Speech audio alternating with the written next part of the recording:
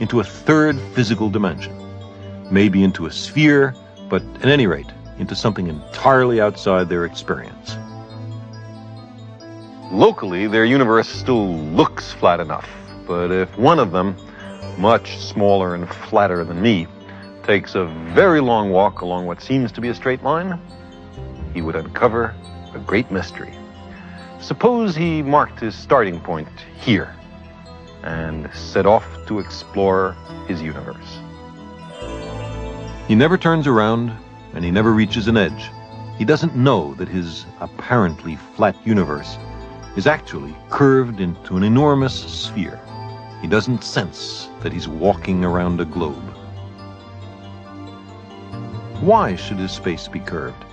Because there's so much matter in this universe that it gravitationally warps space, closing it back on itself into a sphere. But our Flatlander doesn't know this. After a long while, you'll find he somehow returns to his starting point. There must be a third dimension. Our Flatlander couldn't imagine a third dimension, but he could sure deduce it.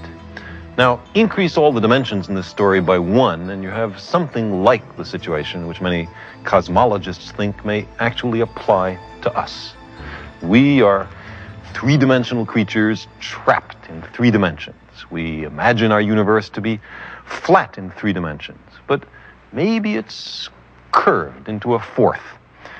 We can talk about a 4th physical dimension, but we can't experience it. No one can point to the 4th dimension. I mean, there's left, right, and there's forward, back, there's up, down, and there's some other direction simultaneously at right angles to those familiar 3 dimensions. Now, imagine this universe is expanding. If we blow it up like a 4-dimensional balloon, what happens? An astronomer on a given galaxy thinks all the other galaxies are running away from him. The more distant the galaxy, the faster it seems to be moving. This is just what Humason and Hubble found. On the surface of this curved universe, there is no boundary or center. The universe can be both finite and unbounded. The redshift of the distant galaxies seemed to imply to Humason's contemporaries that we were at the center of an expanding universe, that our place in space was somehow privileged. But if the universe is expanding, whether or not it's curved into a 4th dimension, observers on every galaxy will see precisely the same thing. All the galaxies rushing away from them as if they had made some dreadful intergalactic social blunder. If there's enough matter to close the universe gravitationally, then it's wrapped in on itself like a sphere.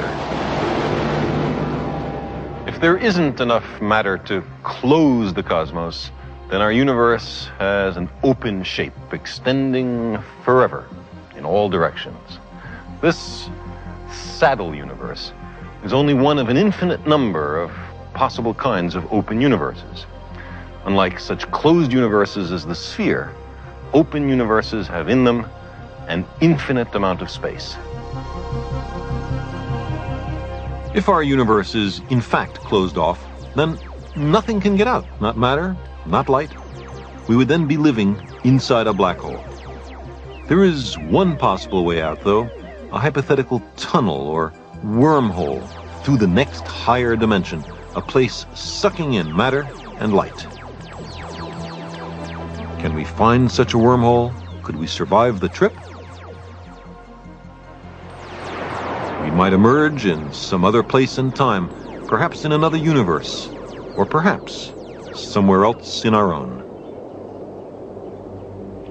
If you want to know what it's like inside a black hole, look around.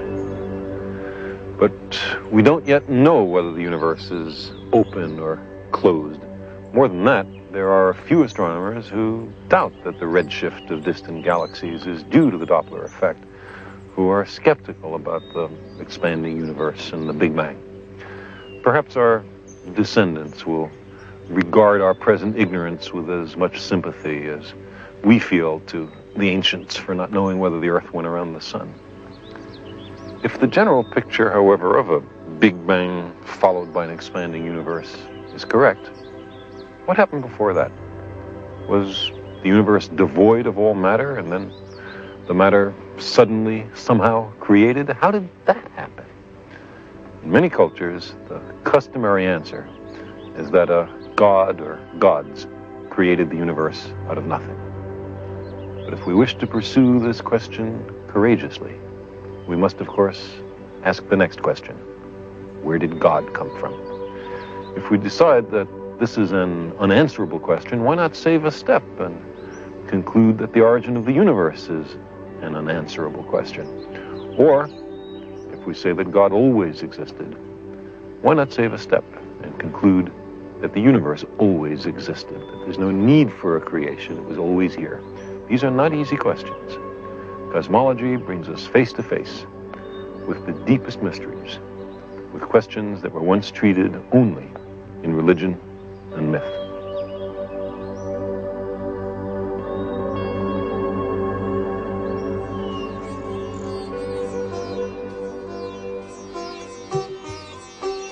Who knows for certain?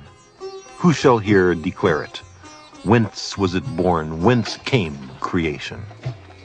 The gods are later than this world's formation. Who then can know the origins of the world? None knows whence creation arose, or whether he has or has not made it, he who surveys it from the lofty skies. Only he knows, or perhaps he knows not. These words are 3,500 years old. They're taken from the Rig Veda, a collection of early Sanskrit hymns. The most sophisticated ancient cosmological ideas came from Asia, and particularly from India. Here, there's a tradition of skeptical questioning and unself-conscious humility before the great cosmic mysteries. Amidst the routine of daily life, in, say, the harvesting and winnowing of grain, people all over the world have wondered, where did the universe come from? Asking this question is a hallmark of our species.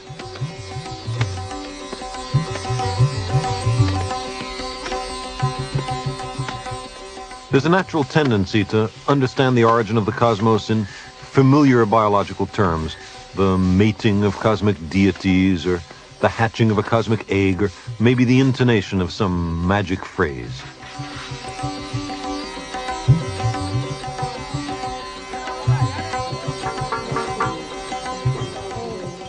The Big Bang is our modern scientific creation myth.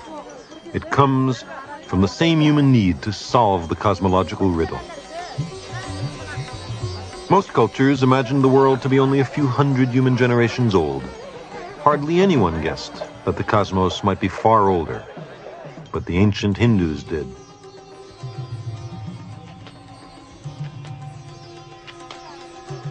They, like every other society, noted and calibrated the cycles in nature. The rising and setting of the sun and stars,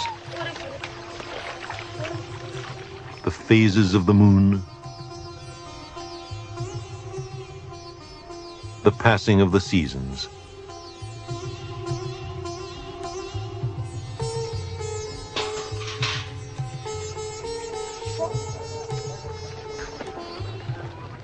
All over South India, an age-old ceremony takes place every January, a rejoicing in the generosity of nature in the annual harvesting of the crops. Every January, nature provides the rice to celebrate Pongal. Even the draft animals are given the day off and garlanded with flowers.